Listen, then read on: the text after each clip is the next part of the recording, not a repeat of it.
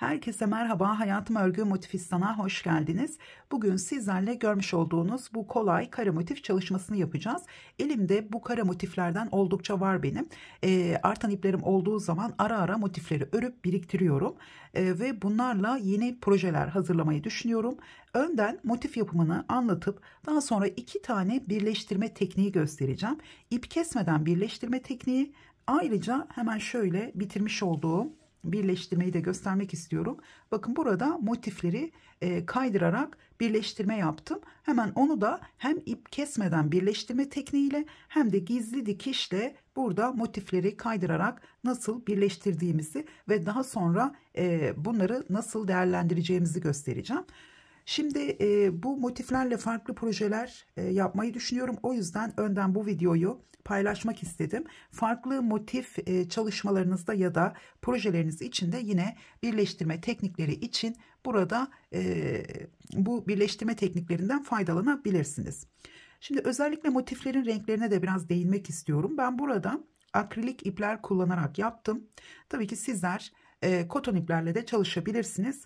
Burada renkleri rastgele sıralamadım. Bu renklerin üzerinde gerçekten çalışarak bu sıralamaları yaptım. Şöyle sizlere de göstermek istiyorum. Sizler buradan ilham alarak kendi renklerinizde yine sıralayabilirsiniz. Burada kullanmış olduğum renklerin aynı tonunu tutturamayabilirsiniz ama en azından bakın şöyle gösterecek olursam, mesela burada yeşille başlamışım. Siz de burada farklı bir tonda yeşil, burada bordo var. Farklı bir tonda bordo, mavi ya da sarı renkle devam edebilirsiniz. Burada renklerin üzerinde kontrast çalışması yaptım. Yani zıt renkleri birbirine uyumlu hale getirerek bu sıralamayı yapıyoruz. Evet, hemen şöyle tığ numarasını da göstermek istiyorum. Benim iplerim orta kalınlıkta, 5 milimetre tığ kullandım. Orta kalınlıkta ama yumuşak bir yapıya sahip, yani çok kalın bir yapıya sahip değil ama 5 milimetre tığ kullanarak rahatlıkla örebiliyorum. Ayrıca motifimin ölçüsü de şöyle hemen 9 santimetre oldu. Şimdi burada örmek istediğiniz projelere göre sıra sayılarınızı arttırabilirsiniz. Şimdi ben bunlarla ilerleyen zamanlarda hırka, kazak ya da süveter çalışması yaparsam burada ön bilgi vermek istiyorum. Gördüğünüz gibi hemen şöyle göstermek istiyorum. Buradaki projem için burada 4 sıra var. Burada 1, 2, 3, 4, 5 sıra yaptım ve son sırayla birlikte 6 sıra olmuş oldu. Burada beden genişliğinize göre sıra sayılarını arttırıp eksiltebilirsiniz. Şimdi bu sıra sayılarını arttırırken de dikkat etmemiz gereken, şimdi bedeninizin ölçüsünü aldıktan sonra, şimdi ben 120 santimetre genişliğinde bir ölçü istiyorum. Yani toplam beden genişliği 60 artı 60 olacak şekilde. Şimdi o zaman burada hesaplama yapıyorum. Motiflerim toplamda 4 sıra olduğu zaman 9 santimetre ise her motifimin sırası 1 santimetre geliyor.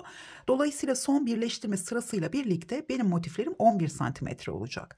Eğer küçük motiflerle çalışmak istiyorsanız o zaman motif sayınız artacaktır. Ama genelde hırka çalışmalarında belli bir düzene göre motifleri birleştiriyoruz. Yani 20 tane motifi ya da 15 tane motifi hem ön hem arka beden için, yani toplamda 15 tane motifle birleştirme yapmıyoruz. Ya 3 motif ya 5 ya da çok büyük bedenler için 7 motif üzerinden ilerliyoruz. Arka beden için bahsediyorum. Dolayısıyla burada sıra sayılarıyla oynuyoruz. Şimdi tabii ki iplerinizin kalınlığı, inceliği, tığ numaralarınızın yine büyük veya küçük olmasıyla ilgili de buradaki santimler hep fark edecektir. Şimdi ben burada küçük motiflerle örmek istediğim zaman 60 santimetre olabilmesi için 11 santimetreden, yani dıştaki birleştirme sıramızla birlikte 11 santimetreden, çünkü 10 santimetre olsa 6 tane motiften 60 santimetre olur. 11 santimetre olduğu için toplamda 5 tane motifle 60 santimetreyi elde etmiş olacağım. Yani bir hırkada yine böyle küçük motifler kullanarak arkada 5 tane motifimiz yeterli olacak, yani enine. Önde de 4 motifle yapılabilir. Şimdi bu şekilde ön bilgiler vermek istedim size. Yine burada da 60 santimetre genişliğinde bir kazak çalışması yapıyorum. Daha da tam karar vermedim. Şimdi burada da gördüğünüz gibi 1, 2, 3, 4, 5, 6, 7, 8 tane motifim var. Şimdi 8 tane motifimin genişliği, hemen şöyle ölçtüğüm zaman tam 60 santimetre geldi. buradaki sıra sayılarına göre biraz önce söylemiş olduğum gibi santim hesabı yapıyorum. Burada son sırayla 11 santimetre oluyorsa o zaman 5 tane motif yan yana geldiğinde 60 santimetre oluyor. O zaman burada 1, 2, 3, 4, 5 tam sıram var. Bir tane de birleştirme sıram var, 6 sıra. 6 sıra, o zaman burada iplerinizin kalınlığına göre de ölçüyoruz. Eğer santim hesabı 4 tane motifte fazla geliyorsa o zaman 3 tane motif üzerinden çalışmamız gerekiyor. 3 tane motifimiz eksik geliyorsa santim hesabı, o zaman bir sıra ekleyerek devam etmemiz gerekiyor. Yani bu motiflerle çalışırken gerçekten beden ayarlaması aslında çok kolay ama biraz da ince hesap yapmayı gerektiriyor. O yüzden ben böyle ön bilgi vermek istedim. Özellikle örgüyü çok öğren arkadaşlar için, yeni başlayanlar zaten bizimle aynı bedeni yapabilmesi için onlara yapmış olduğumuz projede ölçülerle ilgili ayrıca bilgi veriyoruz. Evet, hazırsanız ve hemen aşağıdaki abone ol butonuna bastıysanız öncelikle motif yapımına hemen başlayalım. Motifimize başlarken tığıma başlangıç ilmeğimi atıyorum. 1, 2, 3, 4 zincir çektim. İlk zincirin içine battım. Buradan bir ip aldım. Şöyle kaydırmayla kapattım. Tekrar 1. Şu ipimi arada yürütüyorum. 2, 3 ve 4 zincir çektim. Şimdi halkamızın içine bir ikili trabzan. Bir zincir, tekrar bir ikili trabzan. Bir zincir, bir ikili trabzan. Toplamda 8 tane ikili trabzanımız olacak. Aralarda bir zincir çekerek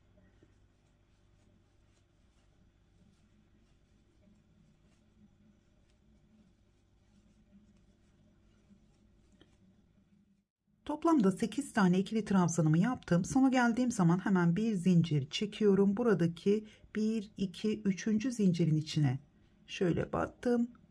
Buradan bir ip aldım. Tığımdaki ilmekten kaydırma yaptım. Zincir çekmeden ipimi biraz uzun bırakarak kesiyorum. Şöyle ilmeğimi çıkardım ve çektim. Hemen şöyle tığımı kaydırma yapmış olduğum trabzanın arkasından şöyle battım ve ipimi tekrar arkaya çekiyorum.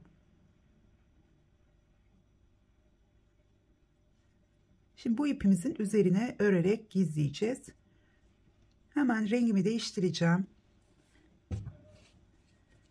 Tekrar tığıma başlangıç ilmeği atıyorum. Şöyle herhangi bir zincir boşluğuna batıyorum.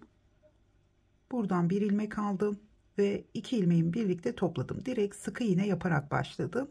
Tekrar iki zincir çektim. Şimdi aynı bir zincir boşluğuna 2 ikili trabzan yapıyorum. Şöyle şu ipinizi de, başlangıç ipinizi de öne doğru çekebilirsiniz. Ben çok kısa bırakmışım. Şöyle bir ikili trabzan yaptım ve ikincisi. Toplamda 3 tane ikili trabzanımız oldu. Zincir çekmeden sıradaki bir zincir boşluğuna yine 3 ikili trabzan yapıyorum. 2 ve 3. Sıradaki boşluğa tekrar 3 ikili trabzan. İkinci sırayı aynı şekilde tekrar ediyoruz.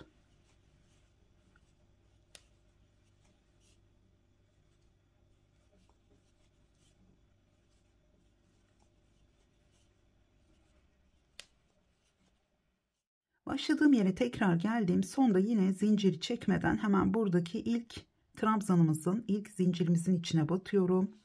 Buradan bir ip aldım. Şöyle kaydırmayla kapattım. Tekrar ipimi uzun bırakarak kesiyorum. Şöyle çektim. Küçük bir numara tığ kullanarak da şöyle ipimizi arkaya çekebiliriz. Şöyle tekrar arkaya çektim. Tekrar rengimi değiştirdim. Şimdi motifimizi kareye dönüştüreceğiz. Hemen buradaki 3 tane trabzan gruplarımızın şöyle herhangi birinin araya batıyorum. Yarım köşe yaparak başlayacağım. Buradan bir ip aldım. 2 ilmeğimi birlikte topladım ve 2 zincir çektim. Tekrar bir ip aldım. Aynı yere 2 ikili trabzan daha yapıyorum. Yine arada başlangıç ipimi gizliyorum. Şöyle 3 tane trabzanımız var. Bu bizim ilk köşemiz. Hemen sıradaki 3 tane trabzana atlıyorum, araya batıyorum. 3 ikili trabzan. 2 ve üçüncüsü. Zincir çekmeden tekrar 3 tane trabzanıma atlıyorum. Şimdi ikinci köşemizi yapacağız. Hemen 3 ikili trabzan.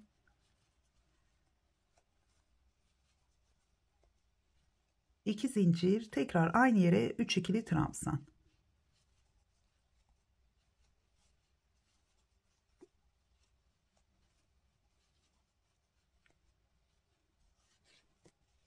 Tekrar 3 tane trabzanıma atlıyorum. Hemen araya battım. Şöyle ipimizi de bakın tığımın üzerine aldım.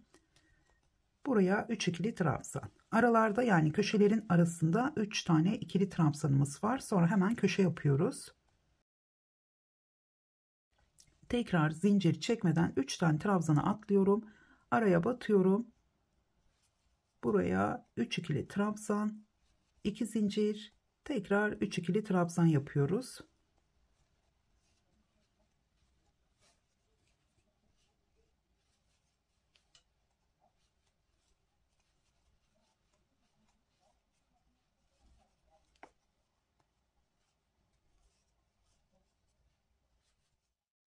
Sırayı tamamladım. Başladığım yere geldiğimde hemen yarım köşemizi tamamlayacağım. Gördüğünüz gibi köşeden sonra 3 tane ikili trabzan yaptım.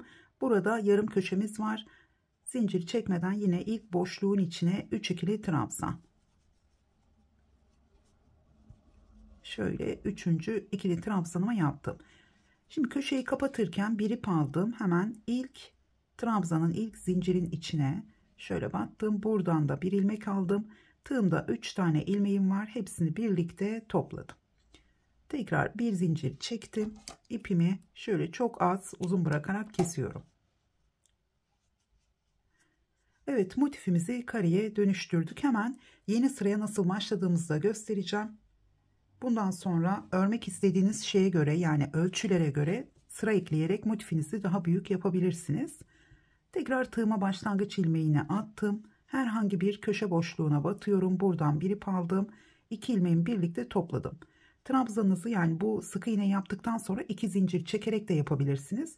Şöyle sık iğnemizin bakın 1-2 tane ilmeği var. Şu ikinci ilmeğine batarak buradan da bir ilmek alıp tekrar tığımdaki 2 ilmeği toplayarak da şöyle biraz kalın bir trabzan yaparak da başlayabilirsiniz.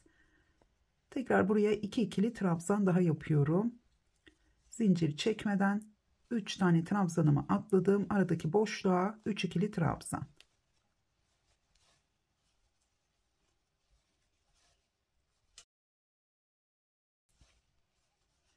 Tekrar 3 ikili trabzan daha yapıyorum sıradaki boşluğa.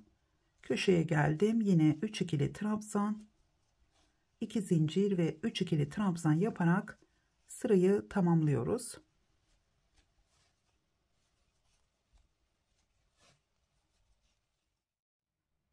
Evet, şimdi motif birleştirmesiyle devam edeceğiz. İp kesmeden motif birleştirme tekniğini yapacağız. Hemen şöyle başlangıç ilmeğimi attım. Şimdi bir tane motifimi alıyorum. Ön yüzünden herhangi bir köşe boşluğuna batıyorum. Buraya şöyle bir sık iğne yaptım. Tekrar 2 zincir çektim. Hemen buraya 2 ikili trabzan daha yapıyorum.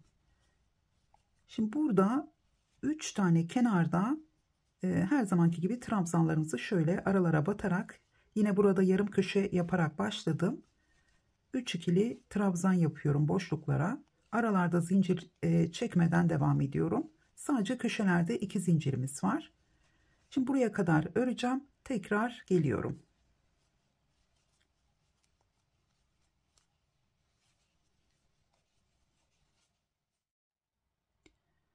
Evet, gördüğünüz gibi 3 kenarı tamamladım. Şimdi bundan sonra motifimizi birleştirmeye başlayacağız. Hemen şöyle son köşede 3 tane ikili trabzanımı yaptım. 2 zincir çekiyorum. Şöyle döndüm. Bakın yine ön yüzü üstte kalacak şekilde. Tekrar şöyle farklı renkteki motifimi alıyorum. Yani son sırası farklı olan. Hemen yine ön yüzünden şöyle bir ip aldım. 2 zincir çektikten sonra direkt buradaki ilk köşemize 3 ikili trabzan yapıyorum. 2 ve 3. Şimdi ilmeğimi tığdan çıkartıyorum. Hemen buradaki sıradaki boşluktan üstten tığımı battıktan sonra buradan ilmeğimi çekiyorum. İlmeğimi çok sıkı yapmıyorum. Biraz gevşek tutuyorum ve şöyle bir zincir çektim. Tekrar bir ip aldım. Sıradaki boşluğa yine 3 ikili trabzan yapıyorum. Şimdi motiflerinizi birleştirmek istediğiniz renk sıralamasına göre düz bir zeminde sıraladıktan sonra bu birleştirmeyi yapıp tamamladığınızda, yani ilk sıra motiflerini tamamladığınız zaman, bakın burada yine şöyle 3 tane trabzanımı tamamladım. İlmeğimi çıkardım. Sıradaki boşluktan üstten batıyorum. Buradan ilmeğimi aldım ve çektim. Çok sıkı tutmuyorum. Bakın buradaki trabzanımı içeriye getirmeden hemen şöyle bir zincir çektim. Tekrar bir ip aldım ve devam ediyorum. Şimdi motif renk sıralamasını yaptıktan sonra böyle birleştirmeye başlıyoruz sırasıyla.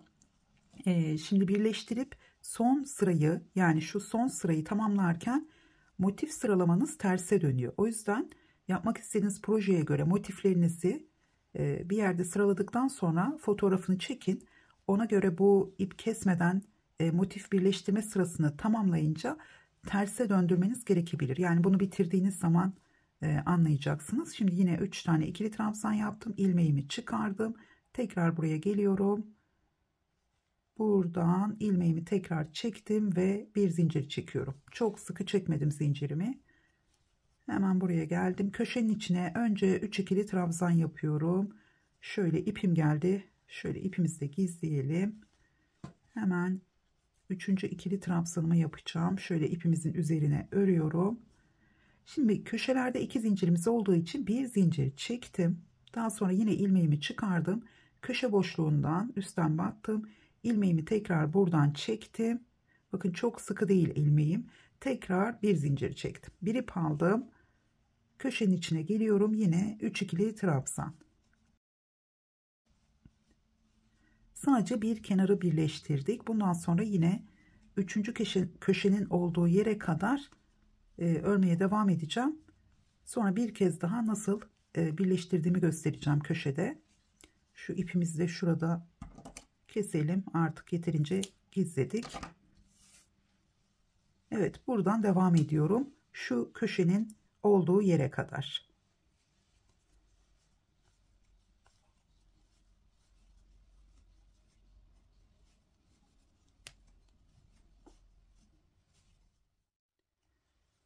Tekrar köşenin olduğu yere geldim. Hemen burada 2 zincir çekiyorum.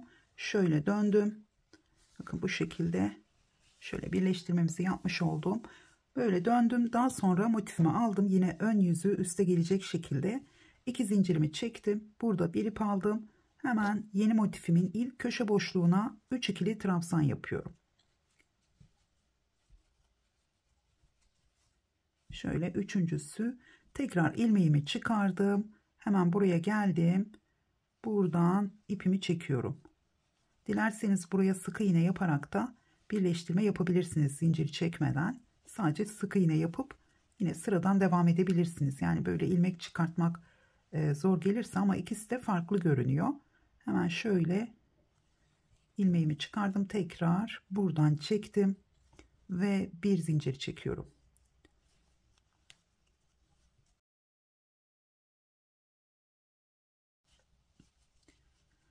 Evet, sanırım anlaşılmıştır. Önemli olan burada 3. köşeye geldikten sonra 2 zincir çekip yeni motife başlamak. Yani burada birleştirmek ve sadece bir kenarı birleştiriyoruz. Çok kolay bir birleştirme tekniği. Dediğim gibi sadece renkleri ayarlarken, yani motiflerinizin kenar renkleri yan yana gelmemesi için yapmış olduğunuz projeye göre sıralamayı yaptıktan sonra fotoğrafını çekin. Daha sonra size göstereceğim şimdi buradaki neyden bahsettiğimi. Buradaki kenar birleştirmesi bittikten sonra son kenarları örerken göstereceğim. Şimdi burada örmeye devam ederken biraz hatırlatma yapıyorum. Evet, köşeyi aynı şekilde döndüm. Gördüğünüz gibi burada köşede sadece bir zincir çekiyorum. Daha sonra ilmeğimi çıkarttım ve yine bir zincir çekip burada dönmüş oldum. Evet, sıradan devam ediyorum. Şimdi ben yine 3. köşeye geleceğim. Daha sonra son kenar şu son kenarları nasıl yaptığımızı göstereceğim. Evet, ben 3. köşenin olduğu yere kadar geldim. Şimdi burada şunu göstermek istiyorum. Sizler motiflerinizin sıralamasını bu şekilde ayarladıysanız benim burada turuncu kenarı olanla burada bordo kenarı olan motifim üst üste geliyor. Şimdi kenar birleştirmesini yaparken bu son kenarları örerken ördüğümüz zaman, yani burası bittiği zaman bu şekilde terse dönmüş olacak. Terse döndüğü zaman gördüğünüz gibi buradaki turuncu kenarlı motifim mavi, son sırası mavi ile biten motifimle üst üste gelmiş oluyor. Sizler bu şekilde motiflerin renklerine göre eğer sıralama yapıyorsanız, belirli bir sıralama yapıyorsanız, bu bitirmiş olduğunuz motifleri de şöyle ters çevirdiğiniz zaman gördüğünüz gibi doğru bir şekilde motifleriniz üst üste gelmiş olacak. Şimdi burada ben 2 tane birleştirme tekniği göstereceğim. Burada ip kesmeden birleştirme yaparken bu şekilde bitirmiş olduğumuz, yani birleştirmeyi tamamladığımız motif grubumuzun hemen şöyle son sırasında motiflerimizi birleştireceğiz. Aynı şekilde buradan ilerlerken bu birincisi. Bir de motifleri kaydırarak nasıl birleştirdiğimi göstereceğim. Hemen son köşede bir zincir çekiyorum. İlmeğimi çıkardım. Burada son sırayı örerken diğer bölüme birleştirme yapacağım. Şöyle bir zincir çektim. Tekrar burada geliyorum. Yarım köşemi tamamlıyorum. Şöyle 3 ikili trabzan yapıyorum buraya. Tekrar ilmeğimi çıkartıyorum. Karşı taraftan motifleri nasıl birleştiriyorsak burada da aynı şekilde devam ediyoruz. Sadece köşeleri birleştirirken hemen orayı göstereceğim. Hızlıca köşenin olduğu yere geleceğim. Şöyle 3. ikili trabzanımı yaptım. İlmeğimi çıkardım. Buradan alıyorum. Tekrar şöyle bir zincir çektim. Hemen hızlıca köşenin olduğu yere geleceğim.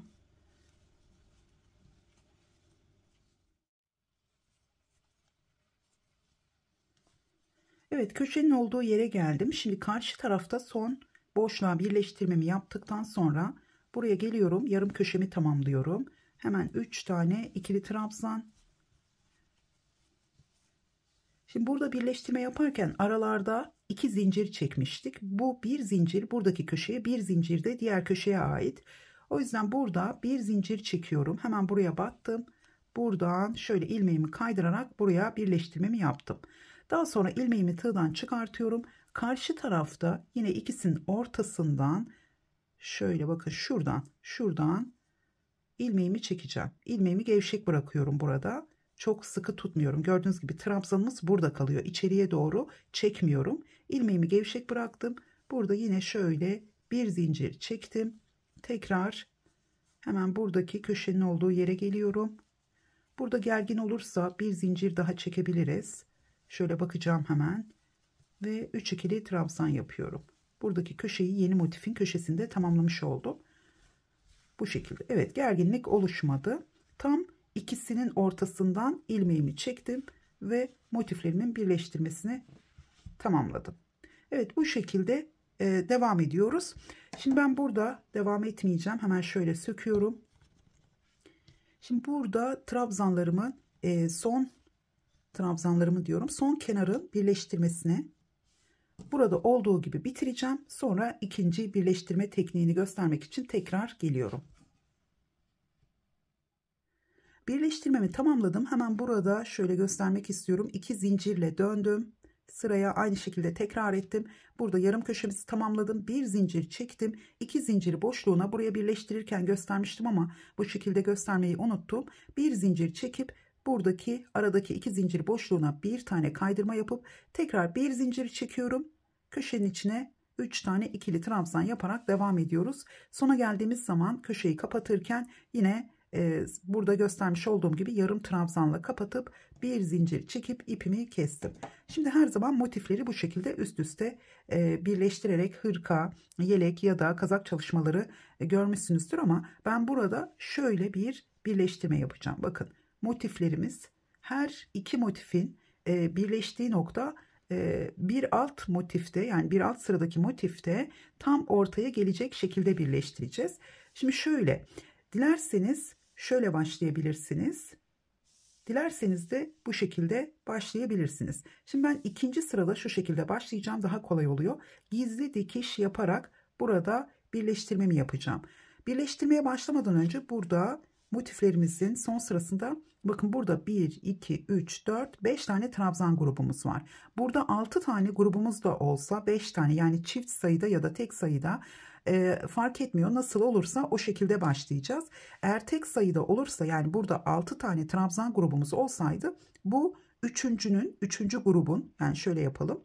1, 2, 3 taneyi bırakıp 3. gruptan başlayarak birleştirecektik. Burada 5 tane olduğu için tam ortası buradaki 5. grubumuzun ikinci trabzanından birleştirmeye başlayacağız. Şöyle tam burayı, şu motifimizi, bakın ikinci sıradaki motifimizin köşesini buraya getiriyorum. Buradan birleştirmeye başlayacağım. Gizli dikiş yaparak hemen şöyle ipim ve iğnemi hemen bulacağım.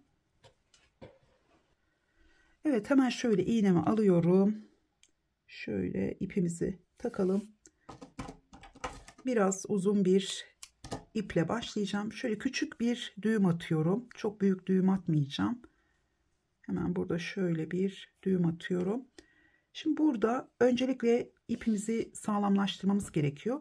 Burada başlayacağım için şurada köşenin bir zincirini bırakıyorum. İkinci zincirden itibaren birleştirmeye başlayacağım. Önce ipimi sağlamlaştıracağım. Buradan başlıyorum. Şöyle ipimi aralardan geçirerek, bakın buradaki bir zincirin içinden şöyle çıkıyorum. Burada ipimizi biraz geriden başladım ki çıkmasın diye. Bakın buradaki bir zincirin içinden hemen çıktım. Şimdi burada şöyle 1, 2, 3, 4, 5 tane var.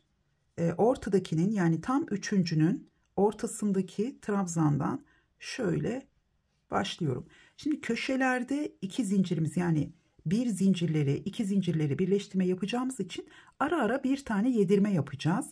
Onu da nasıl yapıyoruz? Şimdi burada gördüğünüz gibi ilk zincirin içinden çıktım. Daha sonra alttan batarak tam ortadaki trabzanın üzerinden yine alttan batarak bu şekilde çıktım. Şimdi gizli dikiş yaparken, şimdi burada ilk batmış olduğumuzda tekrar batıyorum. Yani ilk zincirin içine, sıradaki trabzanın üzerinden altından şöyle battım. Tekrar buradan çıktım. Daha sonra buraya geliyorum. Yine sıradan devam ediyorum. Şimdi burada ikinci trabzanın üzerinden çıktım. Bakın köşeden birleştirme yapmaya başladım. Burada 3 tane var. Zincirimizle birlikte 4 tane olmuş oldu. Buraya geldiğimiz zaman yine şimdi karşılıklı denk gelecek. Bakın hemen ikinci trabzanın üzerinden battım. Pardon, birinci trabzanın içinden tekrar battım. İkinci trabzanın şöyle altından çıkıyorum. Tekrar buraya geldim. Hemen şöyle üçüncü trabzanın üstünden battım. Bu sıradaki dördüncü trabzanın altından bu şekilde çıktım. Şimdi burada bir tane trabzan önde ilerliyor. Hemen bir tane yedirme yapacağım. Şöyle birkaç tane trabzan geçtikten sonra yedirme yapmak istedim. Şimdi fazla olan trabzanımız burada. Burada biz aynı yere tekrar batacağız. Yani şöyle bir tane geriden aynı batmış olduğum, yani birinci ve ikincinin şöyle altından tekrar çıkıyorum. Pardon. Burada karşı taraftaki eksik olan şöyle tekrar iğnemi çıkartacağım. Şöyle bu tarafta değil. Şimdi karşı tarafta yine sıradan devam ediyorum. Kafanız karışmasın. Hemen ikinci trabzandan battım. Üçüncü trabzanın üzerinden tekrar çıktım. Şimdi bakın burada birinci trabzandan tekrar batacağım. Burada ise birinci trabzandan çıkıyorum. Yedirme yapmadan devam ediyorum. Onu ortadaki köşeleri birleştirirken yapacağım. Ben de şaşırdım. Tekrar buradan çıktım. Şöyle çekelim. Çektiğimiz zaman birleşiyor. Şimdi sıradan devam ediyorum. Burada şöyle dikerken kontrol etmemiz gerekiyor. Gördüğünüz gibi ikincinin üzerinden çıktım. Burada yeni şöyle dikişimizi yaparken yine ikincinin üzerinden çıkıyorum. Yani doğru bir şekilde ilerliyorum.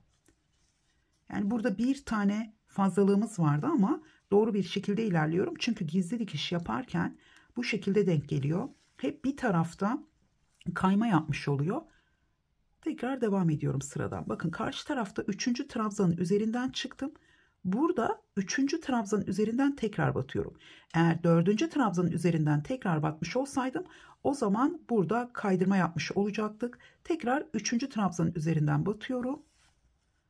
Ve karşı tarafta 3.'den battım, 4.'den çıkıyorum.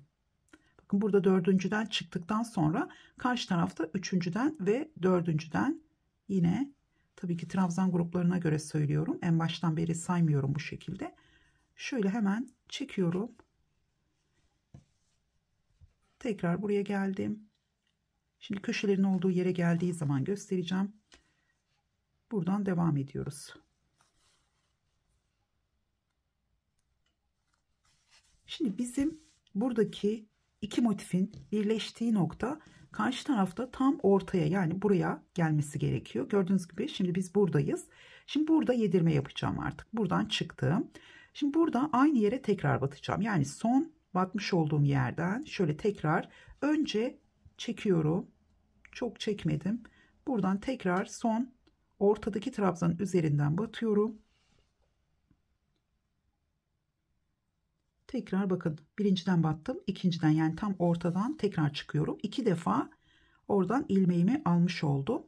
Şimdi buradan devam ediyorum. Tekrar köşeye geldim. Şimdi bazen burada ilmeklerimiz küçülüyor gördüğünüz gibi. Bir tanesini atlayabilirsiniz. Şimdi benim bu sırada gelen büyük, o yüzden bu şekilde aldım. Tam köşeyi ortaya gelmiş oldum. Şimdi burada karşı taraftan yine alıyorum. Buraya geldim. Tekrar buradan batıyorum. Şu ortadaki ilmeği atlayacağım. Hemen sıradaki ilmeğin içinden. Tam ortadakini atladım. Çünkü burada dediğim gibi şöyle çekelim, hemen göstereceğim. Bakın buradaki birleştirme yerimizin burada tam ortaya gelmesi gerekiyor. Bir tane trabzan kayabilir, bir tane bu tarafa gelebilir ya da bir tane bu tarafa gelebilir.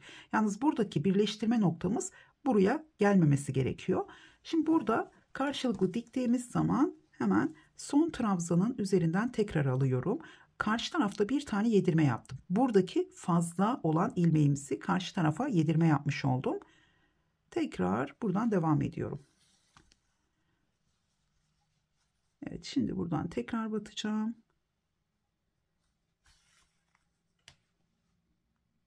Yine karşıdan devam ediyorum. Yani karşı tarafta bir tane aynı yerden tekrar böyle ilmeğimi aldım. Buradan aynı yerden. Bu tarafta da bir tane ortaya gelen ilmeğimizi atladım. Şimdi tekrar çekeceğim. Şöyle. Gördüğünüz gibi tam ortaya denk gelmiş oldu. Yani bir tane şu trabzanın altına değil de şuraya denk gelmiş oldu. Bu şekilde bir tane trabzan kaydırmamız önemli değil. Çünkü dediğim gibi yedirme yaptığımız için aralarda hemen devam ediyorum. Yani sizler de, ben bunu gösterdim. Şimdi burada elimi yatay tutarak biraz hem anlatıyorum hem de kamerayı kontrol ediyorum. O yüzden ben bunu yaptığım zaman hiç kaydırma yapmıyorum. Tam ortaya denk getiriyorum. Yine bir kez daha birleştirme yerini göstereceğim, nasıl denk geldiğini. Şimdi burada yine tam ortadaki şu trabzana bizim buradaki birleştirme yerimizin tam denk gelmesi gerekiyor. Bakın 1, 2, 3.'ünün ortasına. Gördüğünüz gibi burada az ilmeğimiz var. 1, 2, 3, 4. Şu arada var ilmeğimiz 5. Bir de burada zincirimiz var. Şu ortadaki. Şimdi burada atlama yapmayacağız. Nasıl denk gelirse o şekilde devam edeceğiz. Şimdi buradan şöyle alıyorum. Ben de ilerlerken size anlatıyorum. Yani ilerleyişe göre devam ediyorum. Bu şekilde anlatıyorum mantığını görebilmeniz için. Şimdi gördüğünüz gibi birleştirme yerine geldim ve buraya daha 1, 2 tane ilmeğimiz var. Hemen devam ediyorum. Tekrar şöyle çekeceğim ilmeklerimi. 3-4 tane yaptığınız zaman hemen ipinizi çekin. Çok fazla çekmeyin. Çok gevşek de bırakmayın. Şimdi burada 1, 2, 3 tane var. Buraya denk gelecek. Hemen buradan aldım. Gördüğünüz gibi son trabzanın ve köşenin zincirinin içinden alıyorum. Yani aralara batabilirsiniz bazen yetmediği zaman. Önemli olan tam ortaya denk getirmek. Şimdi buradan hemen aldım. Ve buradaki, bakın karşı taraftan atlama yapmıyorum. Çünkü o şekilde denk geldi. Biz burada bir tane atlama yapmıştık. Burada atlamayacağım. Hemen ilk trabzanın değil, Şurada bir tane zincirimiz var. Buradan çıkıyorum. Şimdi buradan bir tane daha alacağım. Ve birleştirme yerimiz gördüğünüz gibi tam denk geldi. Şimdi devam ettiğimiz zaman bu tarafa doğru çekmiş olacak dikişimiz. Şimdi buradan hemen şu son batmış olduğum yere batmayacağım. Çünkü burası bir tane önde gibi görünüyor. O yüzden buradan devam edeceğim. Yani buraya batmıyorum, buradan devam ediyorum. Yani ilk trabzanın üzerine battım, sonra ikincinin üzerinden çıktım. Zaten burada da son olarak ikincinin üzerinden çıkmıştım. Şimdi tekrar ikinciye battım, üçüncüden çıkıyorum. Burada yine ikinciye battım. Gördüğünüz gibi başlangıçtan itibaren buraya kadar bir ileride bir geride olduğu zamanlar oldu. Şimdi burada yine burada da bir öncesine denk gelmiş oldu. Burada bir sonrasına denk gelmişti. Pardon, şurada tam bir sonrasına denk gelmişti. Burada da bir öncesine denk geldi. Dediğim gibi bir trabzan geride ya da bir trabzan ileride olabilir ama iki tane olmayacak. Yani şurada birleştirmemiz, şu birleştirme yerimiz buraya gelmeyecek. Burada ya tam ortaya gelecek, ya bir öncesine ya da bir sonrasına denk gelebilir. O küçük kaymalar sorun yaratmıyor. Hemen şöyle devam ediyorum.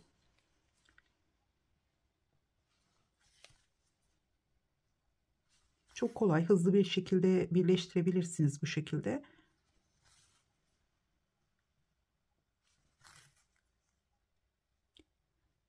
Evet, şimdi ben daha fazla devam etmeyeceğim. Şöyle göstermek istiyorum, bakın. Bu şekilde motiflerimiz hep iki motifin ortasına gelmiş oldu. İki tane motifimizin birleştirme yerine bir tane motifimiz denk gelmiş oluyor. Hemen size diğer bitmiş olan motiflerimin üzerinde göstereceğim. Evet, şöyle hemen büyük bir parçam var. Onun üzerinde göstermek istiyorum. Çünkü buradaki trabzan gruplarım daha fazla. Şöyle bakın, ilk sırada aynı şekilde başladım. Burada 6 tane üçerli trabzan grubum var. Üçüncünün olduğu yerden başladım. İlk trabzanın üzerinden yine ipimi öncelikle karşı tarafta birinci zincirin içinden çıkardım. Burada gördüğünüz gibi birleştirmeler tam denk geldi. Ve tam şu ortaya denk gelmiş oldu. Yani ortadaki trabzanın üzerine değil de araya denk gelmiş oldu. Burada yedirmeler yaparak tam denk gelmesini sağladım. Gördüğünüz gibi çok düzgün bir birleştirme oldu. Şimdi bu şekilde motifleri birleştirdiğiniz zaman kazak veya süveter çalışmaları yapabilirsiniz. Hırka çalışması yapmak isterseniz bu kısımlarda yarım motiflerinizin olması gerekiyor. Yani yarım kare motifler yapmanız gerekiyor. Hemen şöyle göstermek istiyorum. Burada başlangıçta ilk sıradaki motifimiz dışarıda. Gördüğünüz gibi ikinci sıra biraz daha içeriden başlamış oldu. Hemen şöyle son motiflerimiz ise birinci sıra içeride, ikinci sıra dışarıda olmuş oldu. Şimdi bunu birleştirme yaparken yine gizli dikişle birleştireceğim. Motifimizi şöyle çeviriyorum hemen. Şöyle bakın, ortalayacağım tam. Şimdi bu taraftan da diğerini getirdiğimiz zaman şuradan başlayarak gizli dikiş yaparak yine birleştirmemizi yapacağız. Burada yedirme yapmamıza gerek yok. Gördüğünüz gibi hep denk gelecek köşelerimiz. Burada bu şekilde birleştirme yapıyoruz. Yani böyle tüm bir birleştirme yaptığımız zaman bu tekniği kullanmamız daha kolay oluyor. Buradan başlıyoruz. Ön yüzden gizli dikiş yaparak sona kadar ilerliyoruz. Evet, hırka çalışması yaparsanız şöyle gösterecek olursam bir tane buraya yarım motif, bir tane de buraya yarım motif yapmanız gerekiyor. Şimdi hırka çalışmasında daha fazla sıra eklerseniz ya da kazak çalışmasında ya da elbise yapabilirsiniz bu birleştirme tekniğiyle. O zaman yeni sırada, yani 3. motif birleştirme sırasında yine motifiniz birinci sırada olduğu gibi burada biraz daha dışarıdan başlayacak. Şöyle diğer motifimle göstereceğim. Şöyle başlamanız gerekiyor. Şöyle 3 tanesi dışarıda kalacak. Tabii kaç tane trabzan grubunuz varsa. Bu şekilde şöyle kadraja sığmadı. 3. sıraya başlarken de buradaki motifin ortasına gelecek birleştirme yerimiz. Bu motifimiz tabii biraz küçük olduğu için buradaki motifim. Bu motifimiz de böyle dışarıdan başlayacak. 3 tane trabzan grubumuz olacak. Tabii ki sizin motiflerinizin büyüklüğüne göre bu değişecektir. Evet, şimdi bir de ölçüleri ayarlarken, birleştirme yaparken, burada ölçüleri ayarlarken, şimdi bedeninizin çevresinin genişliğini, ne kadar uzunlukta yapmak istiyorsanız, kalçaya kadar uzun yapmak istiyorsanız ve motiflerin kalçada durmasını ya da onun altında durmasını istiyorsanız ona göre etrafını ölçmeniz gerekiyor. Ben şöyle ikiye katlayıp öyle ölçeceğim çünkü biraz büyük bir parça. Şöyle katlayalım ikiye tamamen. Şöyle bakın. Evet, şöyle katladım. Şimdi burada biraz da kadrajı genişleteceğim. Evet, şimdi burada gördüğünüz gibi hemen şöyle ölçüyorum. 60 santimetre genişliğinde olmuş. 60 artı 60 120 santimetre genişliğinde. 120 santimetre genişliğinde X large ya da large bedene uygun bir kazak çalışması ya da süveter çalışması için bunu başladım. Şimdi burada birleştirmemizi yaptıktan sonra üzerine örerek kazak veya süveter yaparsam yeni videoda sizlerle paylaşacağım. Orada da yine ölçüleri yeniden değineceğim ama burada da bir ön bilgi vermek istedim. Belki sadece bu videoyla da sizler yeni projeler yapabilirsiniz. Farklı projelerde değerlendirebilirsiniz. Bundan sonra bu motiflerle yapmış olduğum yeni videolar için hep aynı videoda birleştirme tekniklerini görebilirsiniz.